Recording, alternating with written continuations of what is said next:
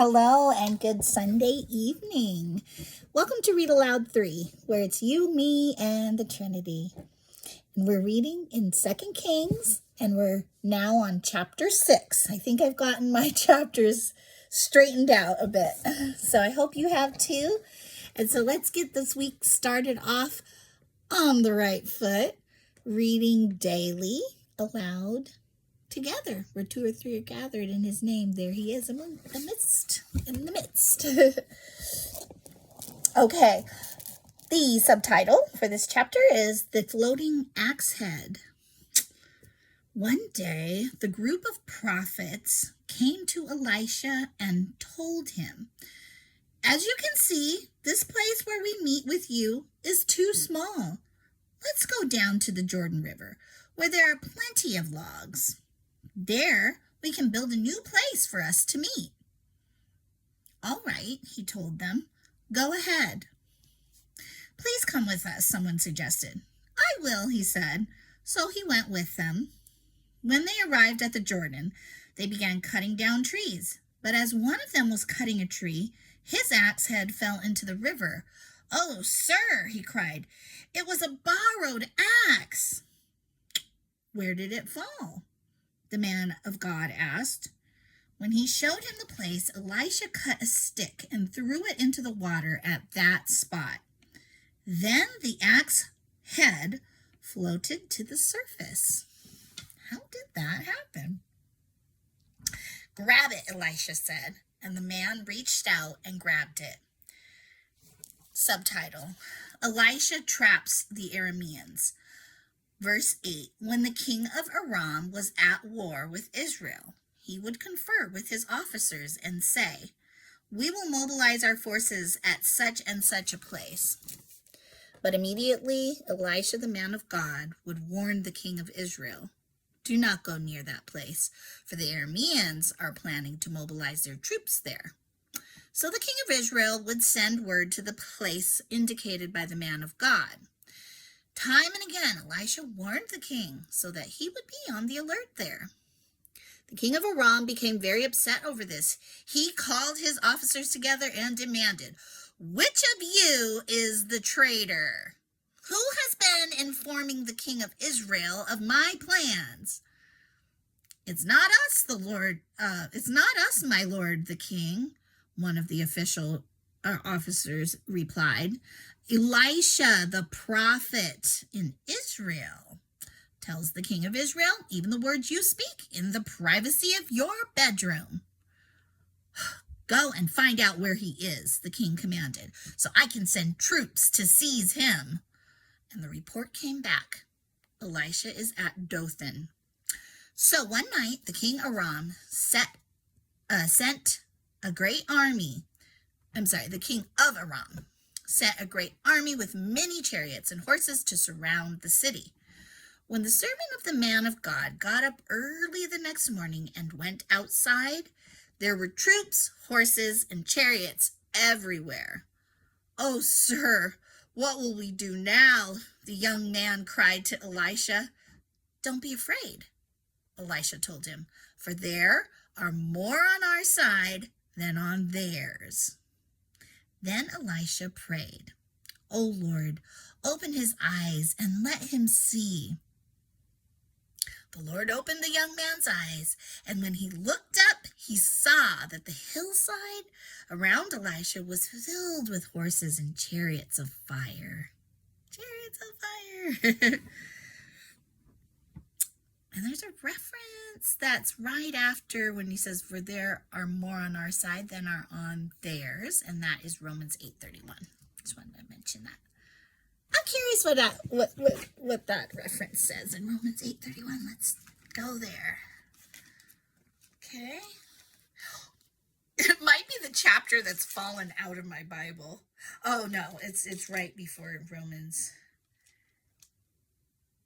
Oh, it's part of Romans 8, but not 8:31, fortunately. So, what then shall we say in response to these things? If God is for us, who can be against us? Good reference. All right. And then I gotta find where where I was. Sorry. Okay. Verse 18. As the Aramean army advanced toward him, Elisha prayed, "O Lord, please make them blind." So the Lord struck them with blindness, as Elisha had asked. Then Elisha went out and told them, "You have come the wrong way. This isn't the right city. Follow me, and I will take you to the man you are looking for." And he led them to the city of Samaria. Okay, did you get that? Because I feel like she kind of went by me. Okay, so he's asking the Lord to make them blind as the Aramean army advanced. So the Lord did it. Okay, and then Elisha went out and told them, "You've come the wrong way." So I think he's kind of pretending to be somebody else, obviously. "This isn't the right city. Follow me and I'll take you to the man you are looking for." And he led them to the city of Samaria. Okay. As soon as they had entered Samaria, Elisha prayed, "O Lord, now open their eyes and let them see." So the Lord opened their eyes, and they discovered that they were in the middle of Samaria. When the king of Israel saw them, he shouted to Elisha, "My father, should I kill them? Should I kill them?" So my father, should I kill them? Should I kill them? I'm not sure who he's calling father. Is he calling Elisha that? Yeah, he shouted to Elisha. So he's calling him father. Okay. Like a spiritual father, probably. Which I'm surprised at. "Of course not," Elisha replied. "Do we kill prisoners of war?" No, we make them slaves, I think. "Give them food and drink and send them home again to their master." So the king made a great feast for them and then sent them home to their master. After that, the Aramean raiders stayed away from the land of Israel. And they saw that they were able to kind of thwart plans well enough that they might just find themselves on going back to where they came from for one reason or another. So be like, okay, we can't mess with that. All right. This next subtitle is Ben-Hadad besieges Samaria. Verse 24. Sometime later, however, King Ben-Hadad of Aram mustered his entire army and besieged Samaria. As a result, there was a great famine in the city. The siege lasted so long that a donkey's head sold for 80 pieces of silver and a cup of dove's dung sold for 5 pieces of silver. I'm not sure what that means, but it sounds like their commodities were very limited and ended up costing, how it is. Inflation went up, if I'm not mistaken.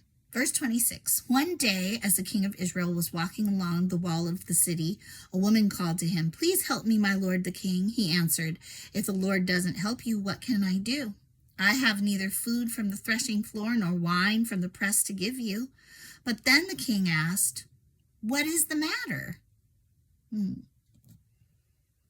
She replied, "This woman said to me, 'Come on, let's eat your son today. Then we will eat my son tomorrow.' So we cooked my son and ate him. Then the next day I said to her, 'Kill your son so we can eat him,' but she has hidden her son." Wow, this is a crazy famine. Okay. When the king heard this, he tore his clothes in despair. And as the king walked along the wall, the people could see that he was wearing a burlap under his robe next to his skin. "May God strike me and even kill me if I don't separate Elisha's beard from his shoulders this very day," the king vowed. Elisha was sitting in his house with the elders of Israel when the king sent a messenger to summon him. But before the messenger arrived, Elisha said to the elders, "A murderer has sent a man to cut off my head." When he arrives, shut the door and keep him out.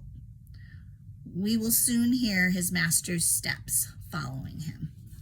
While Elisha was still saying this, the messenger arrived, and the king said, "All this misery is from the Lord. Why should I wait for the Lord any longer?" And that is where the king's heart is at this point, right? And if I'm not mistaken, I was surprised to hear him call Elisha father. And what should we do? Should we do this? Should we fight? Because I didn't think he was following God or the person speaking for God so well this whole time. Understandably, he was upset by what was going on in his land, but is not taking, I think, accountability for where that's coming from. Yeah, so anyway, that's where we're leaving off today, but please join me so that we can continue and see where this leads. And today being, there's a lot in that chapter, questions always arise for me, I feel, in most of the chapters, and I'm like, oh, I'm not quite ready to let it go, but then I need to take some time, and I need to pray, and then see if I am feeling like I need to go farther in study and commentaries and things. So let's do that together. Let's dig in. It's one thing to read every day, and then it's another to study to show yourself approved. And so let's do that together too, as you're willing. So and of course that's kind of something I do as I feel led to, or just it tends to be my tendency to kind of stop and if I have questions and then come back to it together. So I hope that you'll do that with me. I think that would be great, because we're here reading together, and iron sharpens iron. So let's do that together. Let's study some, and I will see you tomorrow. Or you will see me. I always say that, and then I go, no, you won't. No, I won't. I hope that I will, though, because when I see your comments, then I see who you are out there, and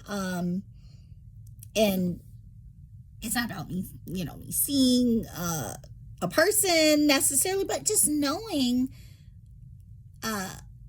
just knowing that there are others on the other side of what's being received. And so, and I would love to see who you are if you share your channel and, have things you want to share as well. So please do that as you feel led to. Thank you. Good night.